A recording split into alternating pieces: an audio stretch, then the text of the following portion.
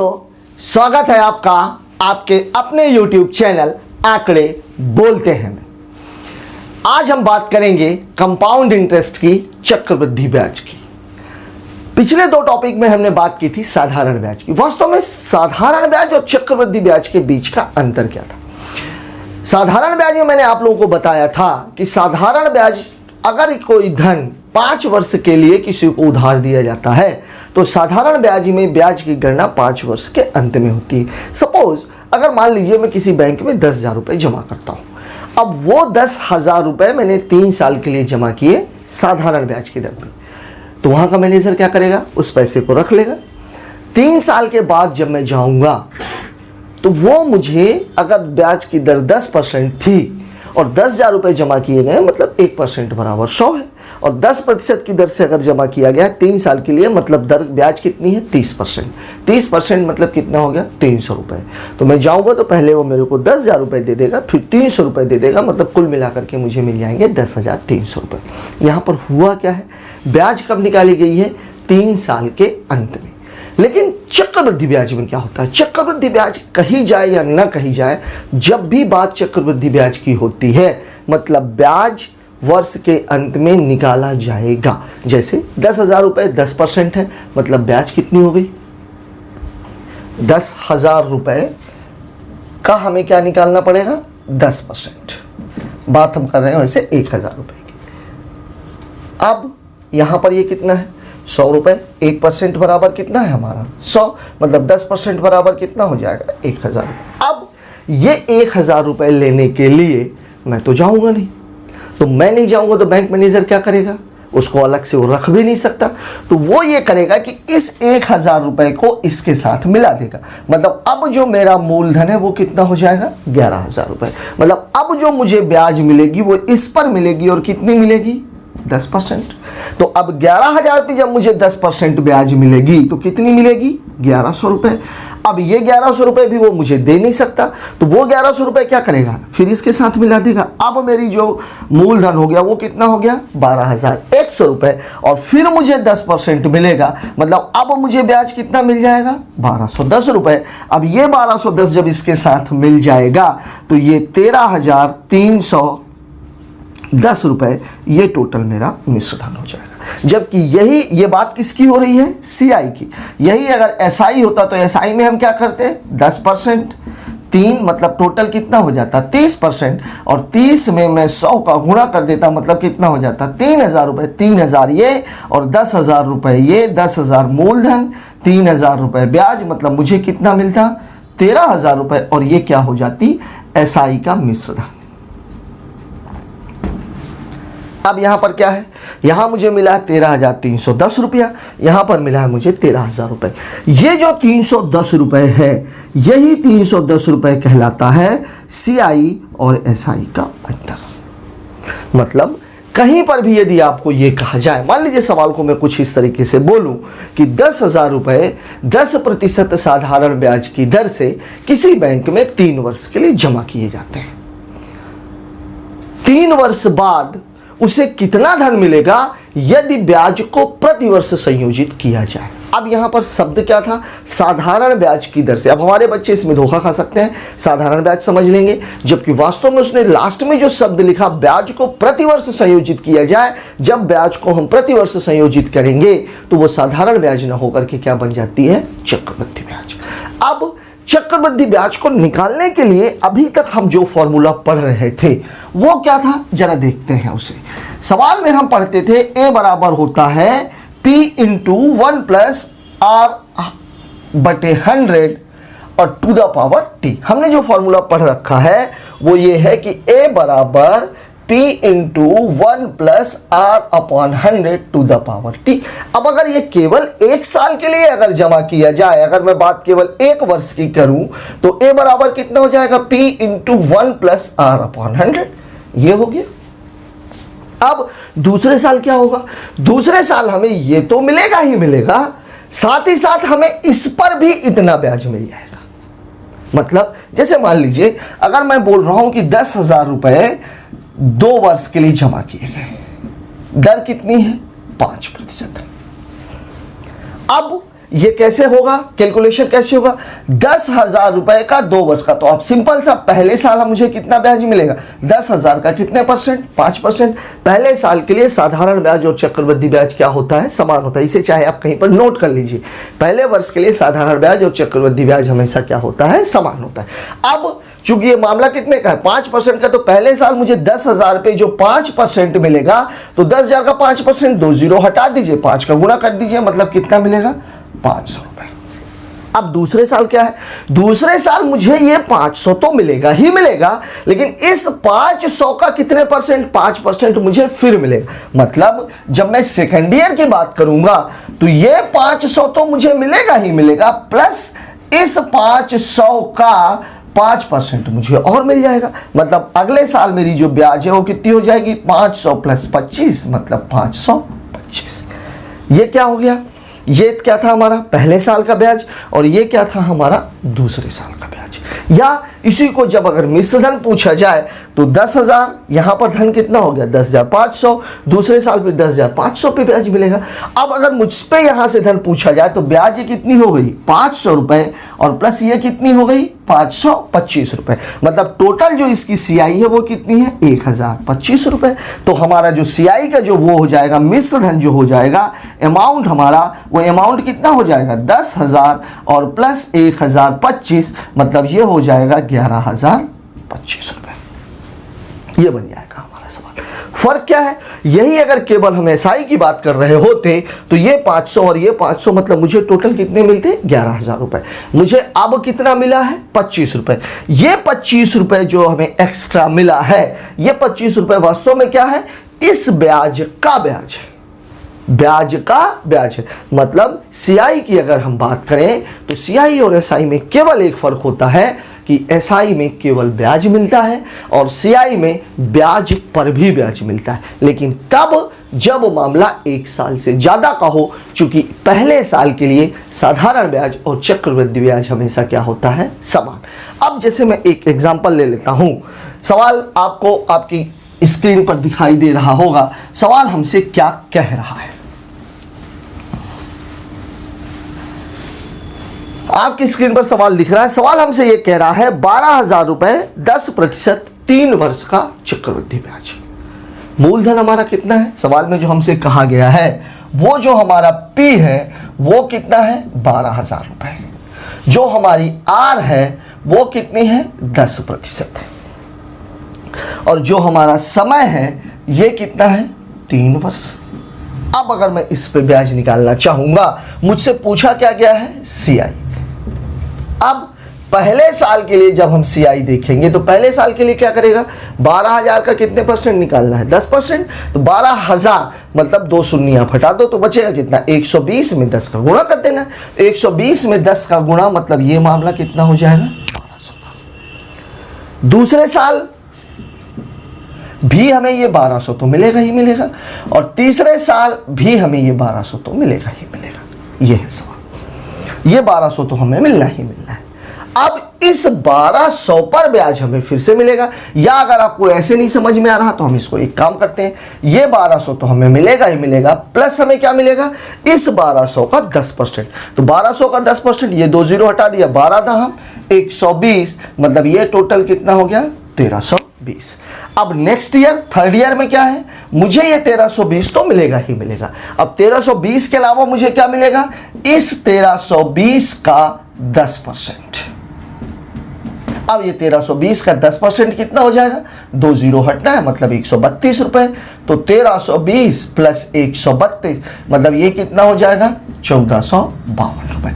अब अगर मैं इन तीनों को जोड़ूं तो क्या हो जाएगा, 1200 1200, 120 यहां से जाता है, ये टोटल 120 है, और यहां से टोटल कितना जाता है, ये 132 और ये 120। चाहो तो आप इसको ऐसे भी कह सकते हो कि ये 1200 और प्लस ये 120 और ये 1300 का 10% और। अब यहां पर क्या हुआ, 12 12 12 12 थे 3600, तो ये सीधा सीधा है।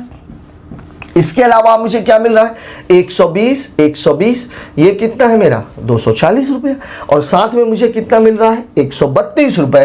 तो 240 और 120 360 और 12 372 रुपये, मतलब ये मेरा कितना हो जाएगा 3603 3972 रुपये, और यही मेरा CI है।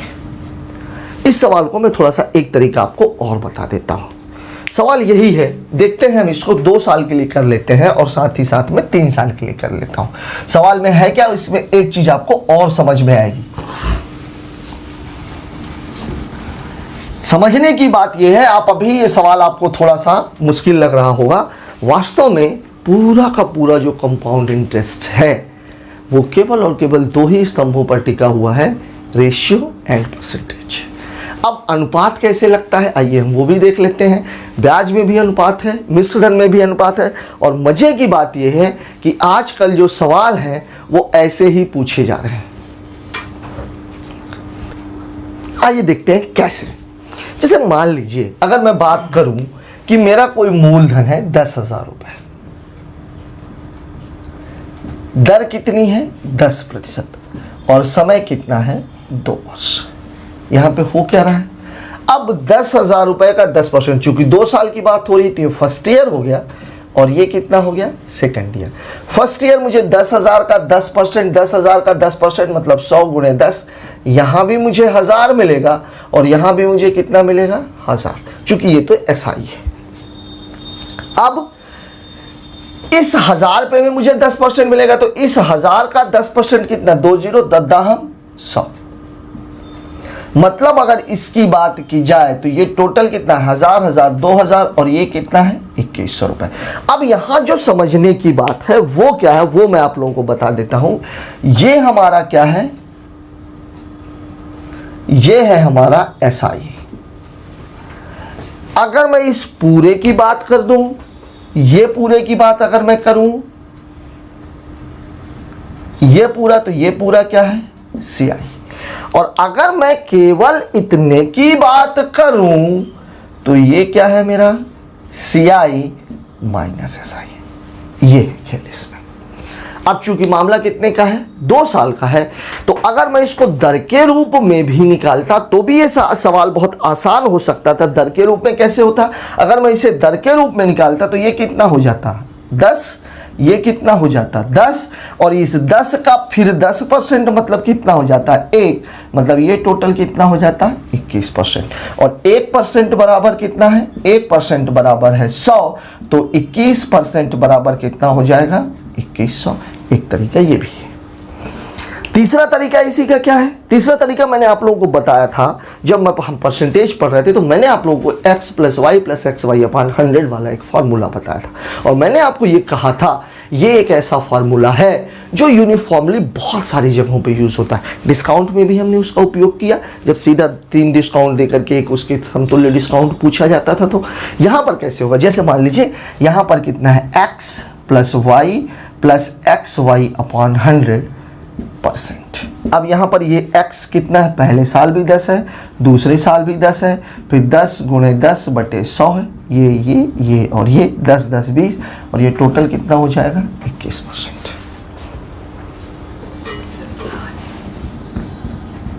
ये क्या है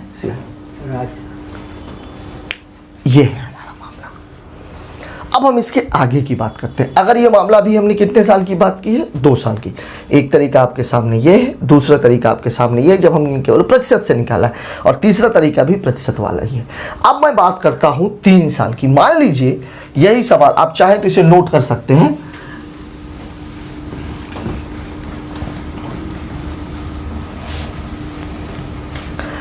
अब हम बात करते हैं तीसरे वाले की। यहां पर मान लीजिए 2 साल की बजाय कितने साल दिया है 3 साल। ये मामला मान लीजिए 3 साल का है। अब क्या होगा, अब फिर वही बात, ये फर्स्ट ईयर, ये सेकंड ईयर, और ये कितना है थर्ड ईयर। ये है मामला। अब 10,000 का 10% तो मुझे तीनों साल मिलेगा, तीनों साल मिलेगा, मतलब यहां भी 1000, यहां भी 1000, और यहां भी 1000। अब ये जो 1000 रुपए है ये मेरा मूलधन बन चुका है। तो अब इस 1000 का ब्याज मुझे यहां भी मिलना है और यहां भी मिलना है, मतलब इस 1000 का 10% कितना हो जाएगा, ये भी 100 और ये भी 100। अब तीसरे साल मुझे इस 1000 का ब्याज भी मिलेगा और इस 100 का ब्याज भी मिलेगा। तो इस 1000 का ब्याज कितना है? 100 रुपए, और इस 100 रुपए का ब्याज कितना हो जाएगा?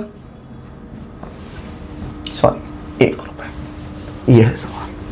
अब यहां पर अगर मैं देखूं तो ये टोटल कितना है? 1000 1000 1000, ये कितना हो गया? 3000। 100 100 100, ये कितना हो गया? 300, और ये कितना हो गया? 1। मतलब पूरा मामला है 3331 रुपए का। सॉरी, 3301 रुपए का। ये है पूरा मामला। 100 रुपए का 10%, सॉरी ये 10 है, तो ये कितना है? 3310 रुपए। ये पूरा मामला। अब कितना रकम लेके चल रहे थे हम? 10,000 रुपए की। अब यहां भी वही बात है, ये जो पूरे की पूरी हालत है, ये पूरा क्या है हमारा? एसआई। ये पूरा का पूरा जो है, ये वाला हिस्सा, ये क्या है? सीआई। और ये वाला जो हिस्सा है, ये वाला हिस्सा क्या है? CI minus SI. अगर मैं इसको फॉर्मूले का रूप देना चाहूं, मान लीजिए अगर यही परसेंटेज का रूप होता तो क्या हो जाता? 3R। फिर क्या हो जाता? 3R² upon 100। और फिर क्या हो जाता? यहां पर आप खुद सोचिए, एक बात देखिए, 10 10 और ये 10 का ब्याज 1 1 और 1, और 1 का ब्याज कितना हो जाता? 0.01। 1 का 10%, सॉरी 0.1। अब यहां पर ये क्या है? ये तो आपकी दर ही है, तो ये कितनी हो गई? 30। अब इसको जब हम करेंगे तो ये 10 हम 100, यहां से आपको कितना मिल जाएगा? 3। तो 30 और 3 33, और 33 के बाद यहां पर जो मामला आएगा वो कितना आएगा? 3R की घाते 3 अपॉन 100 का स्क्वायर। ये हमारा फॉर्मूला यहां पे बनता है। मतलब यहां पर अगर मैं इसको वैल्यू को पुट करूं तो 3 गुणे 10 धन 3 गुणे 10 का स्क्वायर बटे 100 धन 3 गुणे 10 की घाते 3 और बटे कितना? 100 गुणे 100, सॉरी एक ही है ये बन गया। अब यहां पर अगर मैं इसको करूंगा तो ये 100 और ये 100 कैंसिल, यहां से कितना बनेगा? 30, ये कितना बनेगा? 3, और अगर मैं इसको हटा देता हूं तो ये 3 है, तो 1 2 और ये 3, मतलब यहां से मामला बनेगा 0.1 का, मतलब ये हो जाएगा 33.1%। ये पूरा मामला हमारा किसका है? सीआई का। अब यहां पर ये क्या है? एसआई, और ये क्या है? CI minus SI. अब एक मैजिकल चीज, आजकल जो सवाल पूछे जाते हैं वो गुने वाले पूछे जाते हैं। अब अगर यहां आप देखो, पहले साल का ब्याज कितना है? 1000 रुपए, दूसरे साल का ब्याज कितना है? 1100 रुपए, और तीसरे साल का ब्याज कितना है? 1210 रुपए। कैसे इसमें देखते हैं सवाल में। पहले हम बात करेंगे सीआई की, केवल ब्याज की, और फिर हम बात करेंगे सवाल में किसकी? मिश्र धन की। और इसमें जो मैजिक चीज है वो आपको समझनी है। मैं बात किसकी कर रहा था? मैं बात कर रहा था 10,000 रुपए 10% और कितने वर्ष? 3 वर्ष की। पहले साल जो मुझे ब्याज मिला वो मुझे कितना मिला है? 1,000 रुपए। दूसरे साल ये 1,000 मिलेगा, ये इस 1,000 का 10% और, मतलब मुझे कितना मिल जाएगा? 1100 रुपए। तीसरे साल मुझे जो ब्याज मिलेगा वो क्या मिलेगा? ये 1100 मिलेगा ही, और इस 1100 का 10%, 1100 का 10% मतलब 11 दहम 110, इसमें और जोड़ दिया तो ये कितना हो जाएगा? 1210। और अगर हम इसकी बात करें मिश्र धन की, तो मिश्र धन, ये बात किसकी हो रही है? सीआई की रेशियो। मिश्र धन के रेशियो की अगर मैं बात करूं तो यहां कितना हो जाएगा? ये 11,000 रुपए, ये एक साल के अंत में। दूसरे साल के अंत में ये कितना हो जाएगा? 12,100 रुपए, और तीसरे साल के अंत में कितना हो जाएगा? 13,310 रुपए। ये बात किसकी हो रही है? मिश्र धन की। अब आप खुद देखिए, इसका और इसका जो रेशियो है ये कितना है? अगर मैं देखूं पहले और दूसरे साल का, तो ये कितना है? 10:11। ये पहला साल और ये दूसरा साल। दूसरे और तीसरे साल का भी रेशियो देखिए, ये कितना है 1100, ये कितना है 1210, ये और ये कैंसिल, 11 दहम 110, 11 11 121। मतलब जब मैं बात सेकंड एंड थर्ड की करूंगा तो ये भी मामला कितना हो जाएगा 10:11 का। ठीक यही चीज मिश्र धन में भी लागू होती है। मिश्र धन में क्या हो रहा है, इन दोनों का अगर मैं रेशियो निकालूं 1 2 1 2, 11 दहम 110, 11 11 121। मतलब पहले और दूसरे साल का जो रेशियो है वो कितना है 10:11। दूसरे और तीसरे साल का जो रेशियो है ये कितना है 12,100 और ये है 13,310, ये और ये कैंसिल। अब ये कितना हो जाएगा 11 11 121, ये 11 एकम 11, 11 दूनी 22, 11 एकम 11, फिर ये 11 से कट जाएगा, 11 दहम 110, 11 11 21, फिर वही बात, ये कितना है 10:11। अब अगर मैं इसको बैलेंस करूं, ये फर्स्ट इज टू सेकंड बराबर कितना है 10:11, सेकंड इज टू थर्ड बराबर कितना है 10:11। अब सेकंड को यदि मुझे बराबर करना है तो यहाँ 10 का गुणा, यहाँ 11 का गुणा, मतलब पूरा मामला 100 सेकंड ईयर का 110 121। ब्याज का भी यही रेशियो है और मिश्र धन का भी यही रेशियो है। अब यही चीज अगर मुझे ये दे दिया जाए पहले साल और तीसरे साल का अनुपात ये है, या दूसरे साल और तीसरे साल का अनुपात ये है, तो पहले साल और दूसरे साल का रेशियो क्या होगा, या पहले और दूसरे साल का दे करके मुझसे तीसरे साल का पूछा जाए तो इसलिए निकाल सकते हैं। यही चीज 4 साल के लिए हो तो भी कोई प्रॉब्लम नहीं। अगर मान लीजिए यही मामला 4 साल के लिए होता तो क्या होता, चौथे साल के लिए ब्याज कितनी हो जाती, यही 1210 रुपए मुझे और मिलते, और 1210 के साथ मुझे इस 1210 का कितने परसेंट मिलता 10%, और 1210 का 10% कितना हो जाता 121, और 121 हो जाता। मतलब जब मैं 4th ईयर की बात करूंगा तो 12 और 1210 और यहां पर कितना 121 रुपए, और मतलब ये कितना हो जाएगा 1331 रुपए। इसके बीच में भी रेशियो कितने का रहेगा 10:11 का। साथ ही साथ एक और मजेदार बात, यहां पर अगर आप एक चीज देखो तो एक चीज और आपको यहां पर समझ में आएगी, वो ये है अगर मैं इन 2 सालों का अनुपात देखूं, इन 2 सालों को अगर मैं जोड़ दूं तो ये कितना है 11 और 10 2100 रुपए। इन दोनों को अगर मैं जोड़ दूं तो 31 और 10 41, 13 और 12 25। ये है मामला। अब अगर ये मामला है तो इसको अपन एक काम करते हैं, इसको अगर अपन 11 से काटेंगे 10 से काटेंगे तो कितनी बार जाएगा 210 बार। 210 बार मतलब 7 और 3, 3 से काटते हैं, 3 8 24, 13 12 25, 31 10 41। ठीक है, किससे कटेगा ये 3 8 24, 3 चौके 12, 3 7 21, 3 7 21, ये कितना है 100, और ये कितना हो जाएगा 121। यहां रेशियो कितने का है 100:121 का। चूंकि 2 साल का है तो ये भी अंडर रूट, ये भी अंडर रूट, ये भी मामला कितने का हो जाएगा 10:11। मतलब अगर किसी धन पर मुझे अगर ये कह दिया जाए कि शुरुआत के 2 सालों का चक्रवृद्धि ब्याज इतना है, बाद के 2 सालों का चक्रवृद्धि ब्याज कितना होगा, अगर आपके पास पहले और दूसरे साल का अनुपात है तो आप शुरू के 2 साल और बाद के 2 सालों के रेशियो को बराबर कर दीजिए, आंसर आपके सामने होगा। और यही चक्रवृद्धि ब्याज की खूबसूरती है। जब कभी भी आप सवाल लगाएं आपके दिमाग में रेशियो बहुत अच्छे तरीके से बैठा होना चाहिए। आइए अब देखते हैं एक एक करके सवालों को। सवाल आपको आपकी स्क्रीन पर दिखाई दे रहा होगा। दूसरा सवाल आपसे कह क्या रहा है, सवाल आपसे ये कह रहा है कि 10,000 रुपए 10% और 3.5 वर्ष का निकालना क्या है आपको मिश्र धन। मैं आप लोगों को एक सलाह देना चाहूंगा, जब कभी भी मिश्र धन का कैलकुलेशन हो और खास तौर से यदि वो 3 साल से ज्यादा का हो तो हमेशा ऐसे कैलकुलेशन को आप सीधे सीधे बनाइए, ज़्यादा कुछ करने की ज़रूरत नहीं। क्योंकि इस तरीके के सवाल बेसिक एग्जामिनेशंस में जैसे स्टेट पीएससी, स्टेट एसएससी वगैरह है वहाँ पर पूछ लिए जाते हैं, तो ऐसे सवाल भी हमारे दिमाग में होने चाहिए। सारा का सारा जो तरीका है चक्रवृद्धि ब्याज को निकालने का, वो सारे तरीके टफ एग्जाम्स के लिए है। अगर सीधे सीधे अगर आपसे सवाल पूछे जा रहे हैं जहां पर चक्रवृद्धि ब्याज और मिश्र धन की बात की जा रही है, तो ब्याज के लिए तो मैंने आपको बता ही दिया। अगर मिश्र धन पूछा जा रहा है तो आपको क्या करना है। सवाल आपको कह क्या रहा है, सवाल हमसे ये कह रहा है टोटल जो रकम है वो कितनी है 10,000 रुपए। जो दर है वो कितनी है 10%, जो समय है वो कितना है 3.5 वर्ष।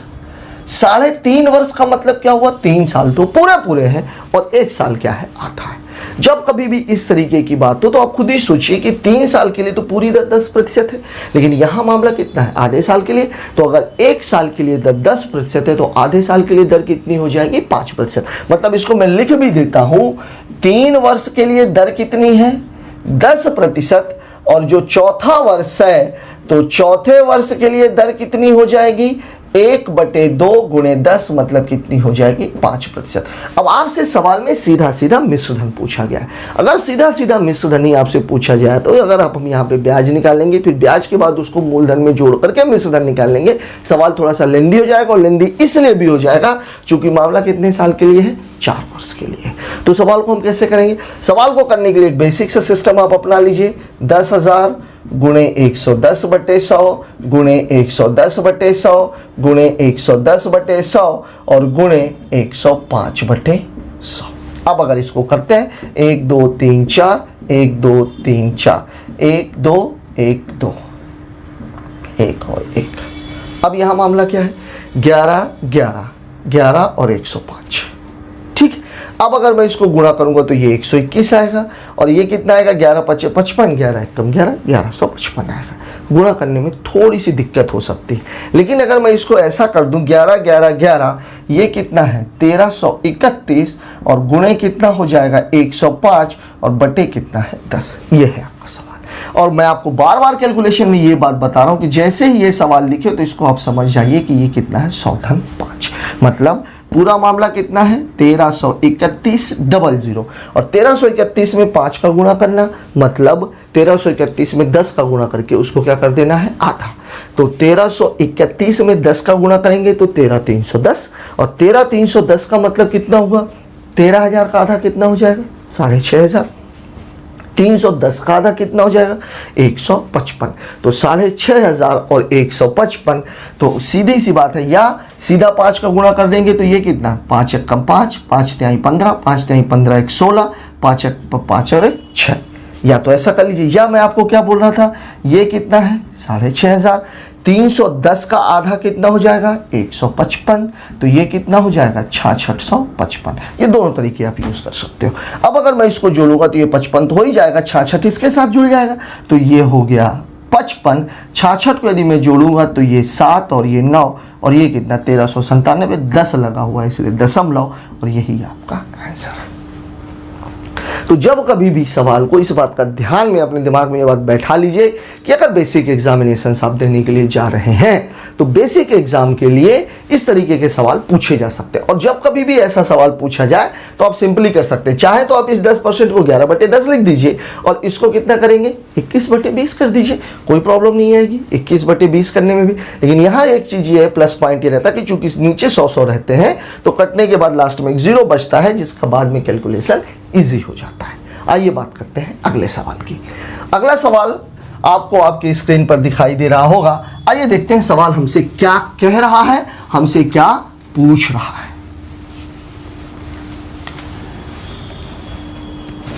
सवाल तीसरा नंबर हमसे जो कह रहा है वो ये कह रहा है 4,000 रुपए की एक धनराशि 3 वर्ष के लिए 10%, 5% और 20%, 3 अलग अलग ब्याज दर दी गई है। अब ब्याज दर अलग अलग हो, लास्ट में आपसे पूछा क्या है मिश्र धन याद कीजिए। यहां पर भी क्या पूछा गया है मिश्र धन, 20%, 10% और 5%। बात किसकी की गई है 4,000 रुपए की। तीसरा सवाल, सवाल आपका कितना है 4,000 रुपए 3 वर्ष, दर आपको कितनी दी गई है 10%, 5% और 20%। अगर ऐसा सवाल कभी भी आता है तो इस सवाल को लगाने का तरीका क्या होना चाहिए। पहली बात तो यह कि आप चाहो तो अपनी मर्जी से चाहे इस 5 को पहले ले लो, 10 को बाद में ले लो, 20 को पहले ले लो, उससे कोई फर्क सवाल में नहीं पड़ने वाला है।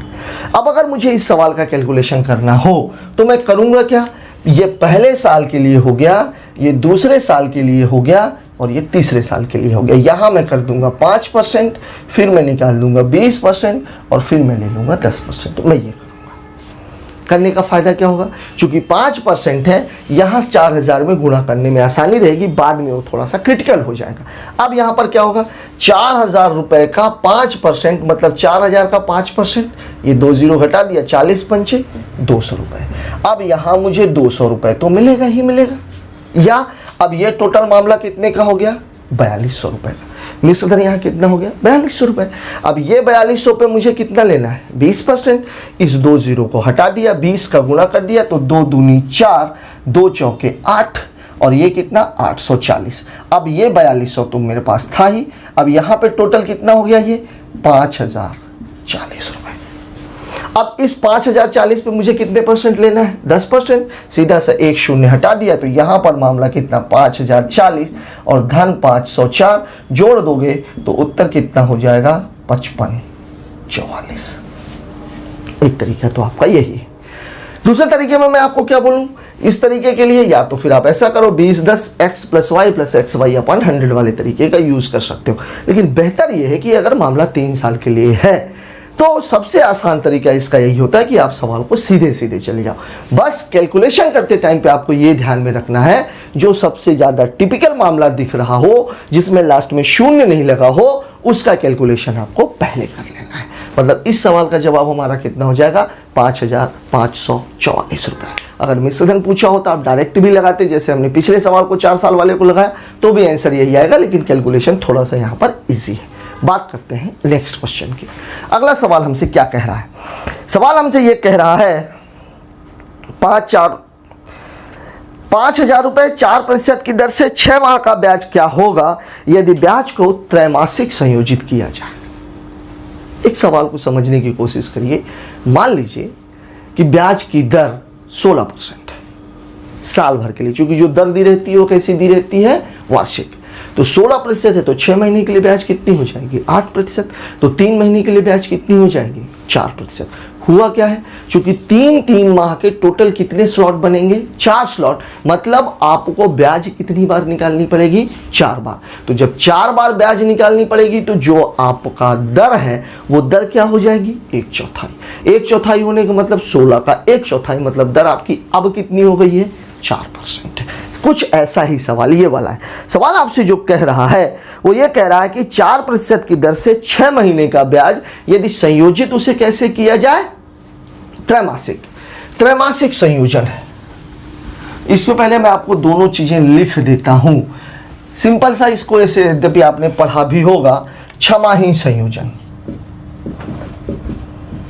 छमाही संयोजन में क्या होती है, दर आधी, समय 2 गुना। अगर यही तिमाही संयोजन हो तो तिमाही संयोजन में दर क्या हो जाएगी, 1/4, और समय क्या हो जाएगा, समय हो जाएगा आपका 4 गुना। यह है आपकी बात, यद्यपि ये बात अंडरस्टूड भी है। अब सवाल में आपसे जो बोला गया है वो क्या कहा गया है, सवाल आपसे कह रहा 5000 4% 6 महीना त्रैमासिक संयोजन। चौथा सवाल, 5000 रुपया 4% 6 माह और तिमाही संयोजन। अब चाहो तो आप इसको सीधे सीधे कर सकते हो। तिमाही संयोजन है मतलब दर आपकी कितनी हो जाएगी, 4/4, मतलब दर कितनी हो जाएगी, 1%। 6 माह तो वही 6 × 4 मतलब कितना, 24 माह, या /12 कर देंगे तो ये कितना हो जाएगा, 2। ये सवाल हो गया। अब आपको 1% निकालना है, कितने साल के लिए, 2 साल के लिए।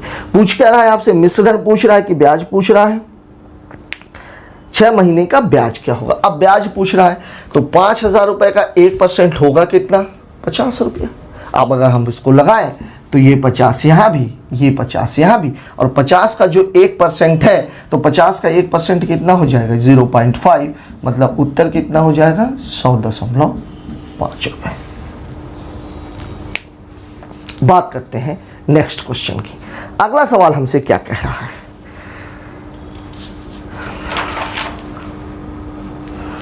एक बात और इसमें समझने की है, जब गुने वाले सवाल आते हैं, यह सवाल हमसे ये कहा जाता है कि 4 वर्ष में इतना, 7 वर्षों में इतना, तो हमसे क्या पूछ रहा है, दर।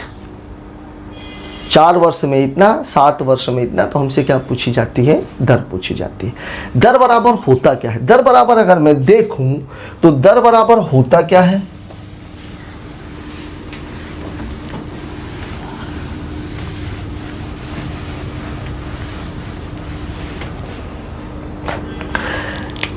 आपसे बात किसकी हो रही है? फॉर्मूला आपका क्या था?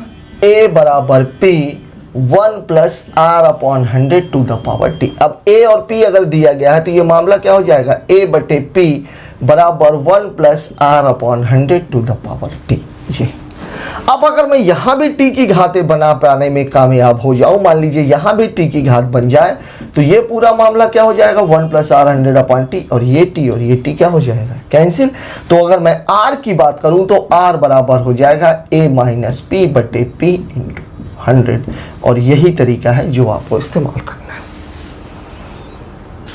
देखते हैं अगले सवाल में। यही अगर गुने की बात की जाए तो अगर बात किसकी हो रही है? गुने की, तो आप क्या करोगे? n2 अपान n1, और यही बात फिर वही बात आएगी, फिर यही चीज आएगी, तो फिर n2 minus n1 upon n1 into क्या हो जाएगा? 100। लेकिन यहाँ पर हमें जो ध्यान रखने की चीज़ है वो ये है कि ये जो t है पहले हमें इसे बराबर करना है, या यहाँ जो घात है वो हमें क्या करनी है? कैंसिल करनी है। कैसे करेंगे? आइए देखते हैं सवाल आपको आपकी स्क्रीन पर दिखाई दे रहा होगा। 4 वर्षों में 16,000 और 7 वर्षों में 18,522 रुपए।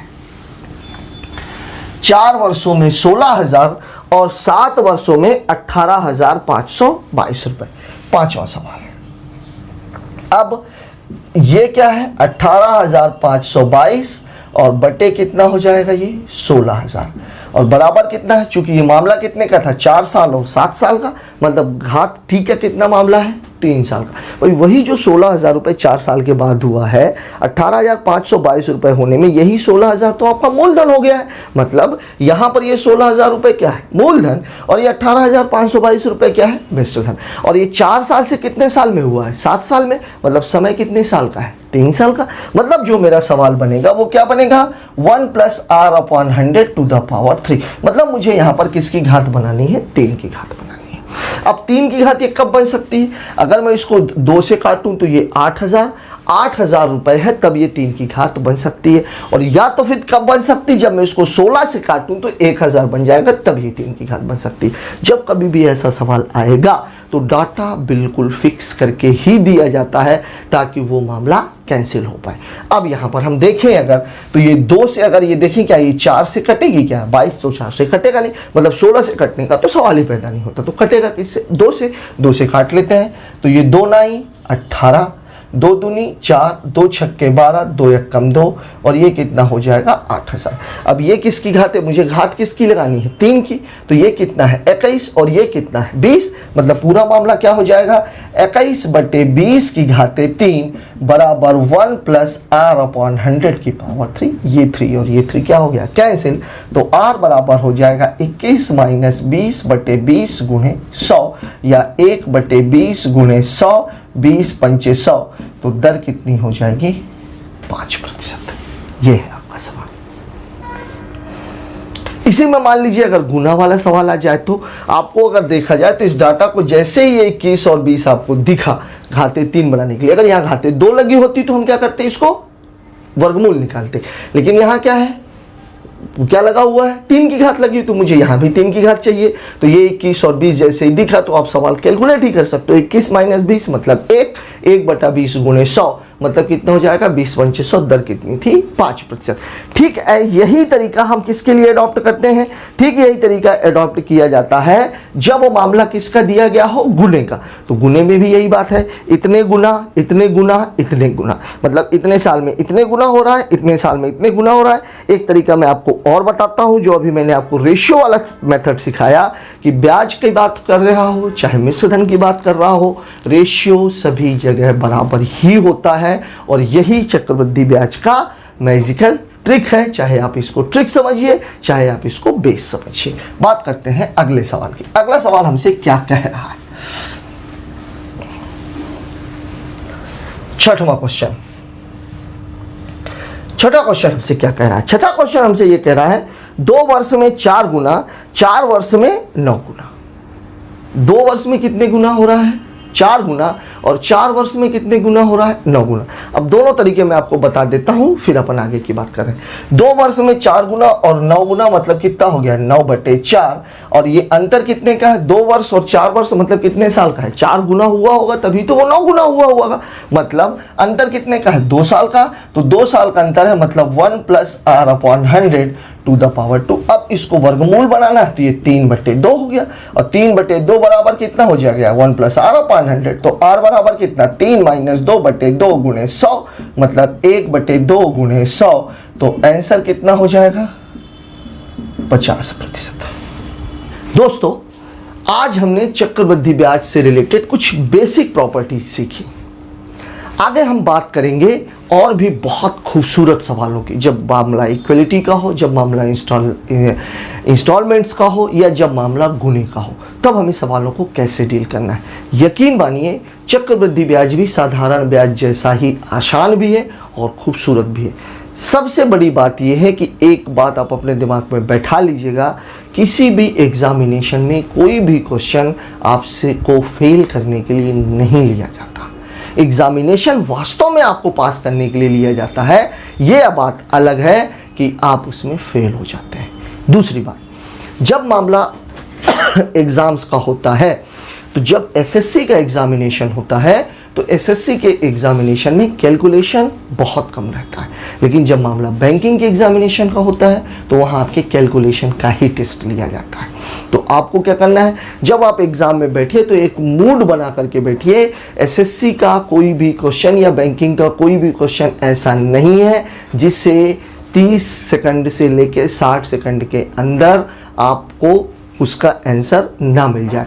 और अगर किसी क्वेश्चन में इससे ज़्यादा टाइम लग रहा है तो या तो वो क्वेश्चन आप समझ नहीं पाए हो, और या तो वो क्वेश्चन आया ही छोड़ने के लिए, क्योंकि एग्जाम में क्वेश्चन को करना और क्वेश्चन को छोड़ना दोनों ही आपकी सफलता को निर्धारित करते हैं। आज का ये वीडियो आपको कैसा लगा कमेंट बॉक्स में जाकर ज़रूर बताएं। यदि वीडियो पसंद आया है तो उसे लाइक, सब्सक्राइब एंड शेयर करें, ताकि आगे आने वाले वीडियोज़ की अपडेट आपको टाइम टू टाइम मिलती रहे। Thank you. जय हिंद।